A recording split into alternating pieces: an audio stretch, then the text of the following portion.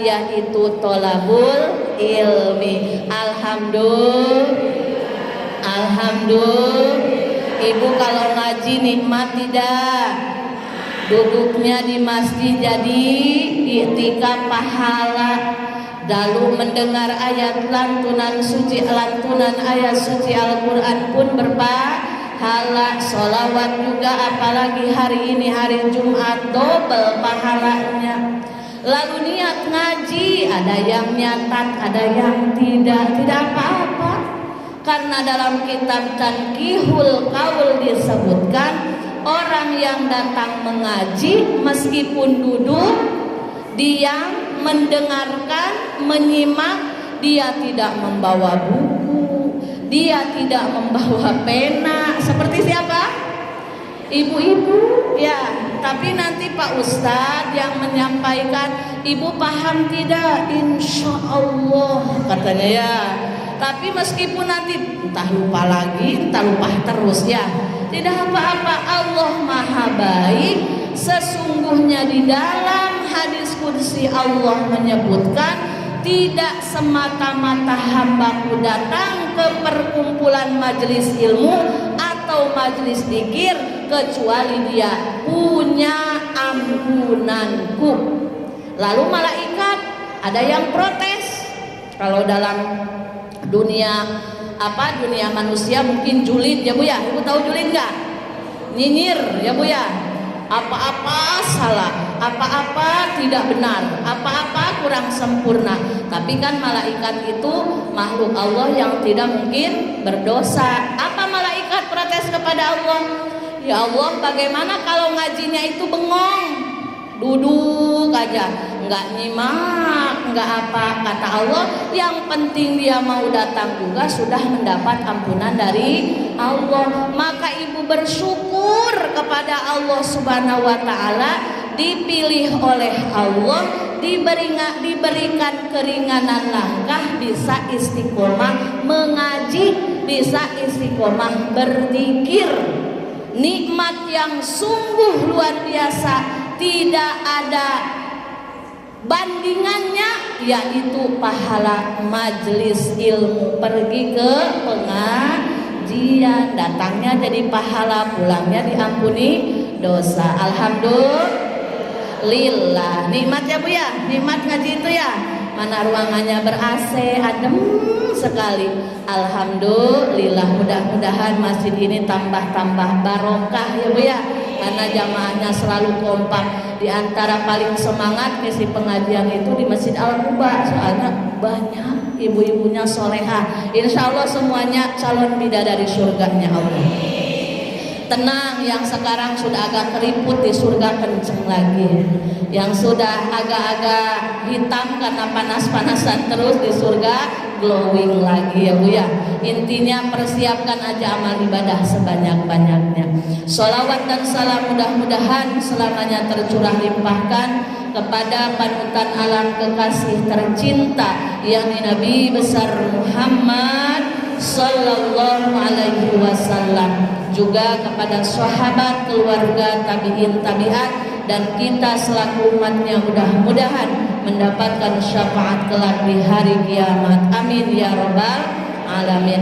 Amalan yang sangat dicintai oleh Allah dan Rasulullah sallallahu alaihi wasallam di hari Jumat adalah diantaranya memperbanyak sholawat, karena sholawat adalah doa, sholawat adalah tanda syukur kita kepada Allah sudah dijadikan umat Rasulullah sallallahu alaihi wasallam. Sholawat adalah bentuk pengharapan rahmat kita dari Allah dan bentuk pengharapan syafaat kita dari Rasulullah sallallahu alaihi wasallam. Boleh sholawat Ibu?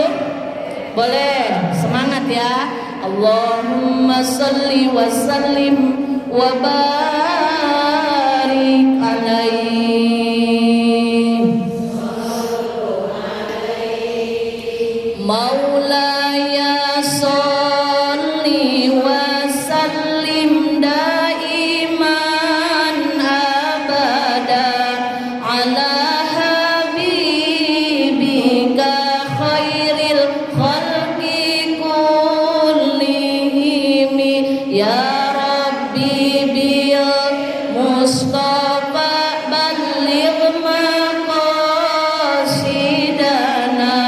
waghfir lana ma madha ya wasi'al karami. Nabi putra Abdullah Sayyiduna Muhammad, Nabi kekasih Allah Sayyiduna Muhammad, pemimpin di dunia Sayyiduna, pemimpin di akhirat Sayyiduna Muhammad. Maulaya sholli daiman abada ala habibika khairil khalqi kullihim. Ya Rabbi bil Mustafa balligh waghfir lana ma madha al-karami. Manusia idolaku Sayyiduna Muhammad, manusia pujaanku Sayyiduna Muhammad. Ku harap dapat bertemu Sayyiduna Muhammad, ku harapkan syafaatmu Sayyiduna Muhammad. Maula ya sholli daiman abada ala habibika khairil khalqi kullihim. Ya Rabbi bil Mustafa balligh maqasidana waghfir lana ma madha ya wasi'al karami. Allahumma salli wa sallim wa barik alaih. Ibu-ibu yang dirahmati Allah Subhanahu wa taala, kita memasuki kajian inti di sore hari ini adalah tentang kurban, keutamaan kurban atau hikmah berkurban. Tanggal berapa hari ini? Dzulqa'dah 28 kalau nggak salah ya. Insya Allah Selasa sudah masuk bulan Dzulhijjah. Persiapkan lahir batin kita, sambut bulan Dzulhijjah dengan sukacita. Kita isi dengan memperbanyak amal ibadah, di antaranya memperbanyak puasa sunnah bagi ibu-ibu yang sudah tidak punya qadha. Kalau masih punya hutang puasa, maka utamakan niatnya qadha puasa. Masalah pahala, yakin Allah Maha Baik, yakin Allah Maha Rahman Rahim. Bila kita punya hutang puasa Ramadan, kita utamakan dulu yang wajib, karena sehebat-hebatnya pahala sunnah tidak akan pernah bisa menandingi pahala wajib. Jadi kalau ibu masih punya qadha puasa Ramadan, niatnya di hari Selasa, lebih baik awali dari hari Senin ya Bu ya, karena Senin apalagi yang sudah istiqomah puasa Senin Kamis, nanti bulan Dzulhijjah hari Selasa insya Allah niatnya niat qadha puasa Ramadan fardu, karena Allah qadanya terbayarkan, hutang lunas, pahala sunnahnya pun akan Allah berikan. Dan bagi ibu-ibu yang niat berkurban memasuki hari Selasa tanggal 1 bulan Dzulhijjah, tahan dulu, tidak boleh potong kuku, potong rambut dan bulu-bulu yang lainnya. Kalau memang sudah dirasa panjang, ibu perhatikan sebelum masuk hari Selasa potong dulu rambut-rambut yang sekiranya harus dipotong, kuku potong. Kenapa? Karena ketika kita berkurban, maka Allah Subhanahu wa Ta'ala akan mengampuni dosa kita sejumlah bulu-bulu hewan yang kita kurbankan, ya Bu ya. Mudah-mudahan semuanya Allah berikan limpahan rezeki yang halal, yang berkah, berlimpah untuk bekal ibadah, sehingga bisa istiqomah kurban setiap tahun, ya Bu ya. Karena hukum kurban itu wajib bagi orang yang mampu, ya Bu ya. Ukuran orang itu ada fakir, ada miskin, ada mampu. Kalau fakir, orang yang kebutuhan seharinya contoh 20.000, dia hanya bisa menghasilkan 5.000, itu fakir kategorinya, tidak wajib, malah harus diberi itu ya. Kalau miskin, kebutuhan seharinya contoh 20.000, dia hanya bisa menghasilkan 10.000 alias setengah dari biaya hidup seharinya, itu pun tidak wajib, tapi harus dibantu. Yang ketiga, yang mampu. Yang mampu yang mana? Yang berlimpah rezekinya, tabungannya banyak, emasnya banyak sampai 70 kilo, ya Bu ya. Di rumah emas berapa kilo? Emas ada yang 100 kilo, serius? Masya Allah. Berarti ibu-ibu bisa menyervis bebeknya, sehingga ketika nikah hanya 45 kilo, sekarang 100 kilo. Berarti ibu-ibu masakannya enak, jadi bapaknya makan terus. Bukan emas yang itu ibu, bukan. Emas yang itu nggak bisa dijual, nggak bisa digadekan. Tuh di cincin, tangan ibu ada cincinnya, awas. Pakai cincin 4 kurban enggak mampu. Aduh, itu harus jual dulu. Tapi Umi, ini tabungan. Ibu, tabungan kita tidak bisa menjamin kebahagiaan. Betul apa betul? Justru yang banyak emasnya pergi kemana-mana deg-degan, takut ada rampok di tengah jalan diambil emas kita, nangis, nabungnya luar biasa, hilang seketika.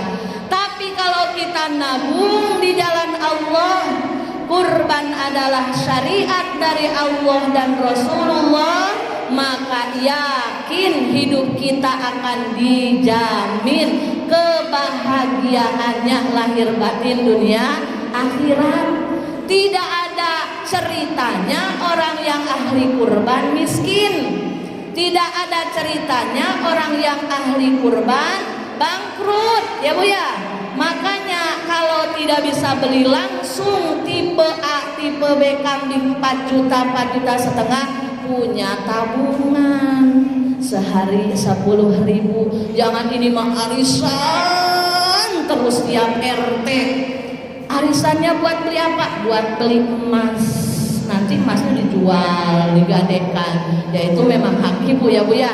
Tapi dengan bertambahnya usia, harus bertambah pula nilai ibadah kita, nilai kebaikan kita. Kalau memang tidak punya sekaligus uang 4 juta, 5 juta, kadang sayang juga, ya Bu ya. Pula kalau udah berbentuk 4 juta, 5 juta, apalagi kita tipenya orang yang pas-pasan. Aduh, ini kalau dibelikan kambing habis seketika. Kalau ke toko emas Banda Baru bisa pakai cincin, itu godaan setan Bu. Jadi nabung tiap hari 10.000 atau berapapun, tulis tabungan kurban. Ala bisa karena biasa. Ini juga mencontohkan sebagai pembelajaran untuk anak-anak kita, agar anak-anak kita melihat setiap tahun ibu bapaknya berkurban, nanti anak-anaknya pun akan mencontoh perilaku orang tuanya di kemudian hari. Masya Allah, mudah-mudahan kita diberikan kemampuan oleh Allah dan bimbingan oleh Allah menjadi orang tua yang bisa mengajarkan kebaikan-kebaikan kepada anak-anak kita semuanya. Amin ya Rabbal Alamin. Jadi apa hikmah kurban? Di antaranya hikmah kurban yang pertama adalah ta'abud, pakai ain. Ta'abud. Ta'abud itu apa nilai ibadah kepada Allah. Tadi sudah dibacakan kalimat thayyibah di awal, la ilaha illallah, la ma'buda illallah. Atas kudrat Allah ini niat berbakti pada Allah. Kita mengeluarkan hewan kurban untuk disembelih niat berbagi kepada sesama. Allah tidak melihat sedikit pun dari daging atau darah yang dialirkan dari hewan kurban, tapi Allah melihat niat baik kita, bakti kita atas perintah dari Allah Subhanahu wa taala dan Rasulullah sallallahu alaihi wasallam. Bila kita di posisi orang yang mampu lalu bisa berkurban, bersyukurlah, berarti kita diberikan kemudahan untuk melaksanakan kebaikan, bisa baik, bisa mudah melaksanakan ibadah, bukan karena kita solehah, tapi atas bimbingan dari Allah Subhanahu wa ta'ala. La haula wa la quwata, la haula wa la quwata illa billahil aliyyil azim, illa billahil aliyyil azim. Tiada daya dan kekuatan, tiada daya dan kekuatan kecuali atas pertolongan Allah, kecuali atas pertolongan Allah. Betul tidak Bu? Kita bisa sholat, kita bisa ngaji, kita bisa baca Al-Quran, kita bisa puasa, kita bisa zakat, kita bisa sedekah, kita bisa umroh, kita bisa haji, kita bisa berbakti kepada suami semata-mata karena bimbingan dari Allah. Wala quwata, dan tidak ada kekuatan untuk menghindari keburukan dan maksiat. Kita tidak maling, kita tidak mabuk, kita tidak zina, kita tidak korupsi, kita tidak melakukan keburukan. Itu semata-mata karena hidayah dan pertolongan dari Allah Subhanahu wa ta'ala. Kita bisa berkurban pun itu karena pertolongan dan kemudahan dari Allah Subhanahu wa ta'ala. Yang bisa berkurban alhamdulillah, yang belum bisa berkurban berdoa. Insya Allah doa adalah mukhul ibadah, saripati ibadah, senjatanya umat Islam. Berdoa memohon kepada Allah agar suatu saat diberi kemudahan bisa berkurban setiap tahunnya. Amin ya rabbal alamin. Intinya Ibu, kalau kita dijadikan orang yang beriman, semuanya nilai kebaikan dari Allah. Diberi ujian manis, dia bersyukur, maka syukur baik baginya. Ketika diberi ujian pahit, dia bersabar, sabar juga baik baginya. Wa basyiris sabirin, firman Allah, berikanlah kabar gembira ya Muhammad bagi hamba-hambaku yang ahli sabar. Sedang sedih, bacalah haula wala quwata illa billahil aliyil azim. Bulatkan tawakal kita, bulatkan keyakinan kita. Semakin kita bulat tawakal dan keyakinan, di sanalah turunnya pertolongan Allah Subhanahu wa ta'ala. Kenapa doa kita selama ini banyak yang menggantung padahal doa sudah kuat? Karena biasanya yakinnya masih setengah. Ya Bu ya, bisa tidak ya? kurban? Bisa tidak ya kurban? Karena kurang bulat tawakalnya. Tapi kalau bulat tawakalnya, Allah selalu memberi kemudahan bagi hambanya yang yakin. Wa may yatawakkal 'alallah fahuwa hasbuh. Janji Allah, barang siapa yang bertawakal kepada Allah, fahuwa hasbuh, maka yakin Allah akan memberi kecukupan. Amin ya rabbal alamin. Jadi nomor pertama, hikmah dari berkurban adalah niat ibadah, niat berbakti kepada Allah Subhanahu wa taala. Yang kedua, hikmah berkurban adalah taqarrub. Taqarrub adalah sedang belajar mendekatkan diri kepada Allah. Kita diciptakan oleh siapa Ibu? Allah. Kita akan kembali kemana? Ke Allah. Minha khalaqnakum wa fiha nukhrijukum wa fiha nu'idukum taratan ukhra. Dari tanah kita diciptakan,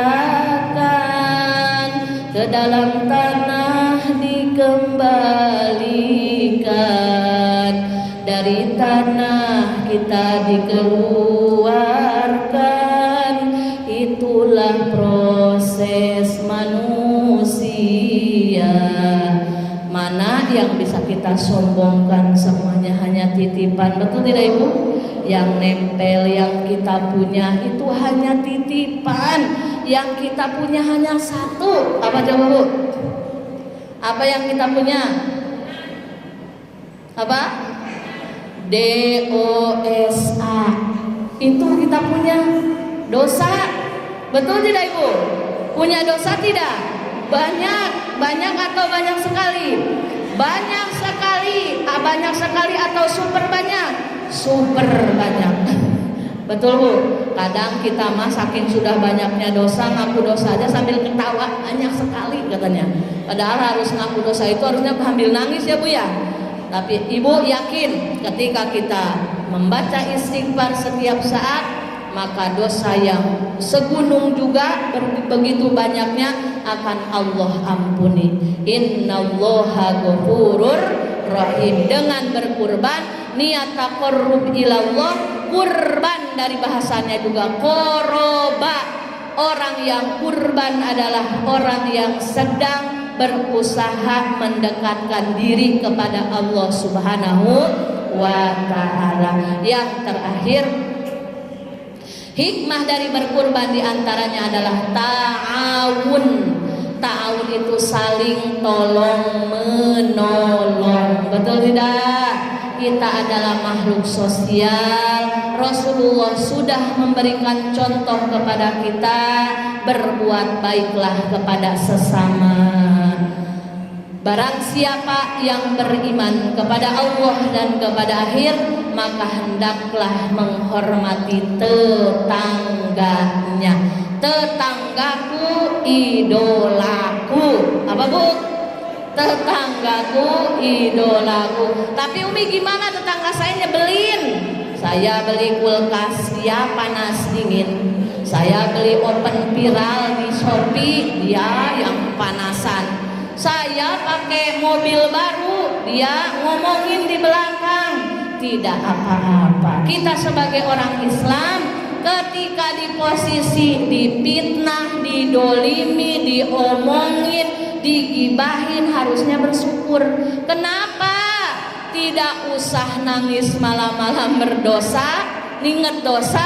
Kalau kita didolimi, dipitnah, digibahi, digosipin, berarti kita sudah mentransfer keburukan dan dia mentransfer kebaikan. Kalau kita digosipin, rugi atau tidak Bu? Rugi atau tidak? Tidak, yang rugi yang tukang gosip, yang digosipin malah untung. Kalau kita ketipu orang, rugi atau tidak Bu? Kalau kita ketipu sama orang, rugi enggak? Aduh, Mau jawab rugi takut salah, mau jawab nggak rugi takut salah. Kalau jawab nggak rugi nanti jadi doa kita ketipu. Ibu, kalau kita ketipu tidak rugi, yang rugi kalau kita nipu.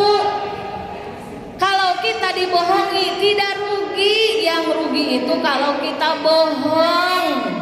Betul tidak Bu? Alhamdulillah Allah takdirkan kita ketipu, bukan jadi tukang tipu. Karena kalau kita ditipu, satu, kalau kita sabar jadi ladang diampuni dosa. Kedua, kalau kita sabar berarti Allah akan ganti lagi rezeki dengan yang lebih baik dan barokah. Ketika kalau kita sabar berarti Allah sedang membersihkan harta haram kita agar nanti ringan hisabannya di hadapan Allah Subhanahu wa ta'ala. Yang rugi itu yang nipu, yang ngebohongin, yang ngedolimin, yang ngegosipin. Makanya mau ngaji itu biar kita terhindar dari hal-hal yang tidak Allah sukai. Makin rajin ngaji makin bisa menahan diri, makin rajin ngaji makin bisa menahan lisan. Jangan rajin ngaji seragam banyak, cicilan makin banyak, hutang makin banyak. Kenapa Umi Naila? Ada bapak-bapak yang curhat, Umi, istri saya rajin ke pengajiannya tapi marah-marahnya nggak ada bedanya. Tapi kultum pagi ke anak-anaknya tidak ada bedanya. Jadi anak-anak sebelum sarapan semuanya dikasih sarapan rohani dulu, alias diomelin katanya ya. Mudah-mudahan di pengajian Al-Qubah ini tidak demikian. Semuanya insya Allah soleha, ahli ilmu, ahli dzikir, ahli Al-Quran. Alhamdulillahirabbil alamin. Mudah-mudahan berkah dan manfaat. Jadi di antara hikmah berkurban adalah 3. Yang pertama ta'abud, niat berbakti kepada Allah. Yang kedua taqarrub, niat lebih mendekatkan diri kepada Allah. Yang ketiga ta'awun, kita saling berbagi dengan sesama sebagai rasa syukur kepada Allah sudah diberikan kemudahan dalam berbuat kebaikan. Kita sama-sama membaca istighfar sebanyak 3 kali. Kita niatkan istighfar ini untuk diri kita pribadi, untuk suami kita, untuk kedua orang tua kita, untuk guru-guru kita, untuk kaum muslimin, muslimat, mukminin, mukminat dimanapun berada. Astagfirullah baraya, astagfirullah minal khataya, astagfirullah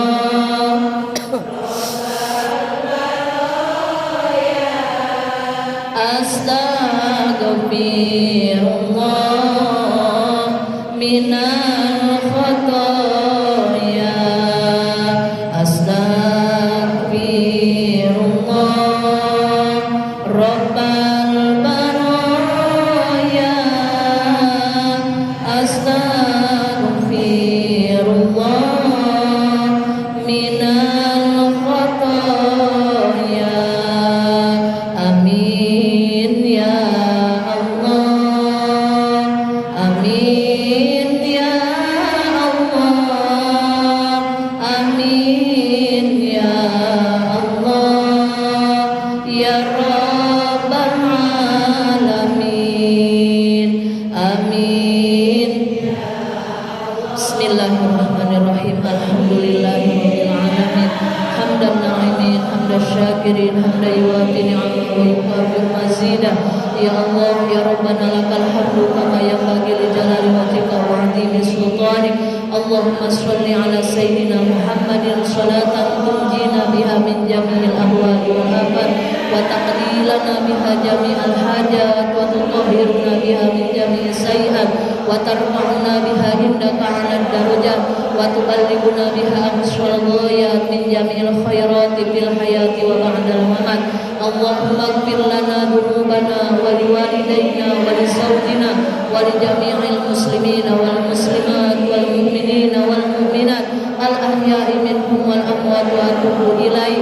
Allahumma ighfir lana dzunubana wa liwalidayna wa lizawjina wa lijami'il muslimina wal muslimat wal mu'minina wal mu'minat al ahya'i minhum wal amwat wa atubu ilaik. Rabbana atina fid dunya hasanah wa fil akhirati hasanah wa qina adzabannar.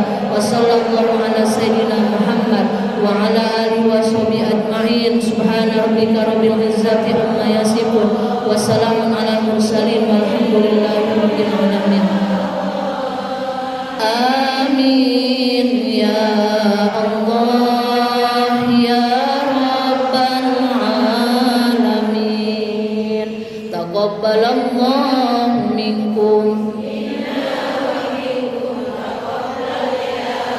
Alhamdulillahi rabbil alamin. Alhamdulillah atas rezeki silaturahmi. Mudah-mudahan silaturahmi ini menjadi jalan kita semuanya diberikan panjang usia barokah dan rezeki yang halal berkah berlimpah untuk ibadah.